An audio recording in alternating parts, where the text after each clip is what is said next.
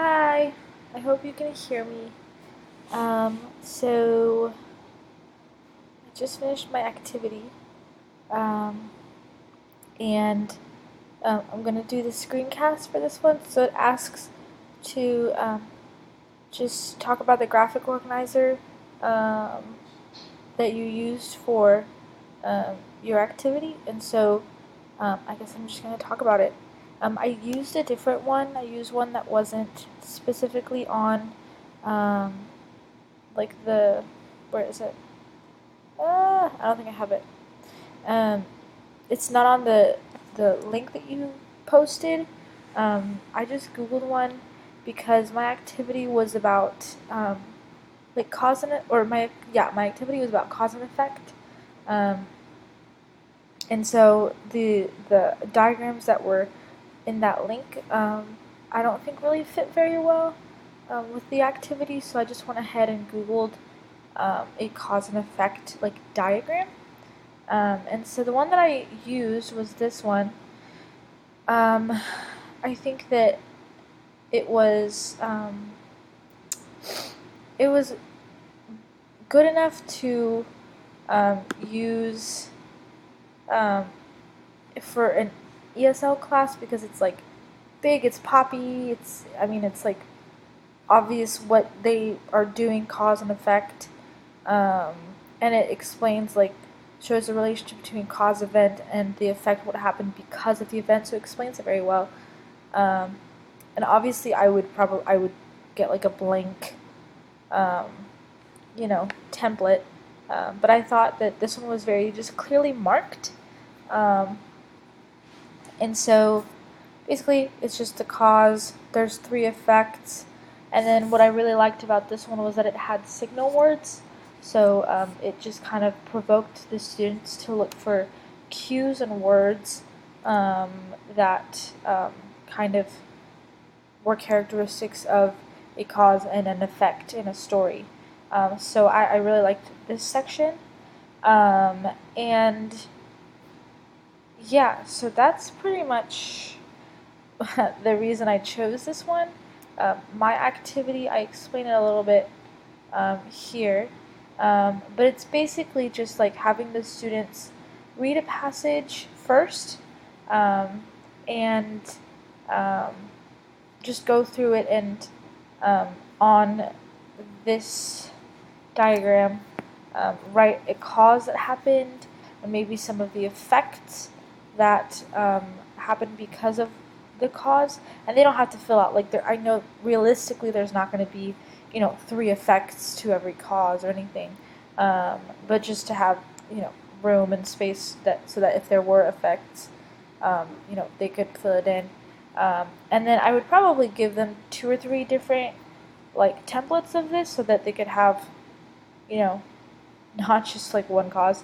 Um, but so yeah, so they would fill out the template, and they would also find the signal words and the cues that they saw in the story, and then in like groups of two, three, or four, um, they would just kind of get together and brainstorm and talk about what they found, um, and um, they would kind of gather those words up together, and then I would gather them up at the very end, and just like kind of on the board list out all the keywords that they found in their different stories, because I would pass out like different stories, um, and then the students would group up according to those stories.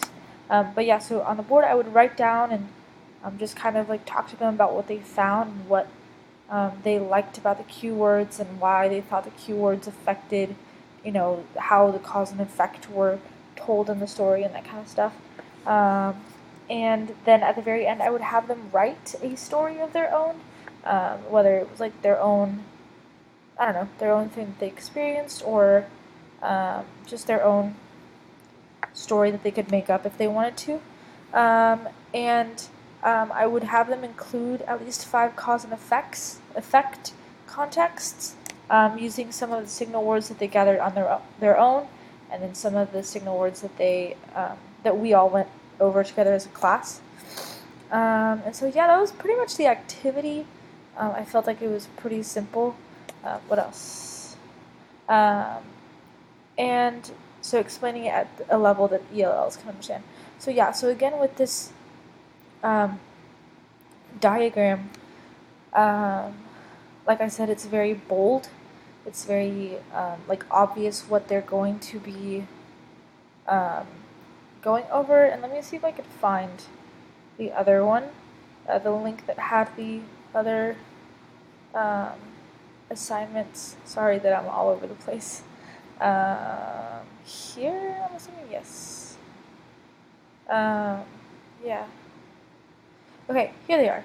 So I kind of talked a little bit about how this bubble diagram could have worked as well. So like instead of topic, you could have had like cause, and then an effect, and then another effect from there. It could have worked well, but the reason I didn't choose this one was because I felt like it could become a little bit messy, and I think that this one was just a little bit more straightforward and clear. Um, Let me see if I can put them side by side. I don't think I can. That looks kind of weird. Um, yeah, I don't know. I just thought that they were. Um, that looks so weird. I don't know why that looks so weird. I just felt like this was just a more, um, you know, obvious choice. Um, and then let's see what other ones. The Venn diagram, I don't really think could have. I mean, you could have done like cause and then negative and then positive effects, but that would have just been a lot.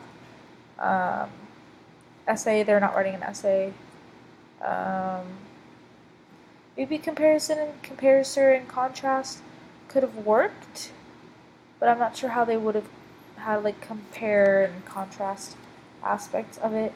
I saw this one and I thought that it was interesting, the sensory detail chart, because it has like the event, so like they could have like the cause, and then from there, um, write the effects. But I think this would have been it would have had to be a lot more of a detailed story um, that talked about like visual details, sounds, smells, tastes, feelings, and textures. And you can probably reorganize them so maybe not specifically have like the sensory details, but maybe something else. I don't really know, but yeah.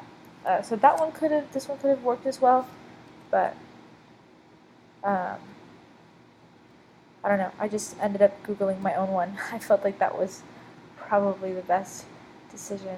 Um, so, yeah, that's the. Well, I don't. Well, I'll just go back here. That's just the diagram that I chose. Um, so, yeah. Thank you. Bye.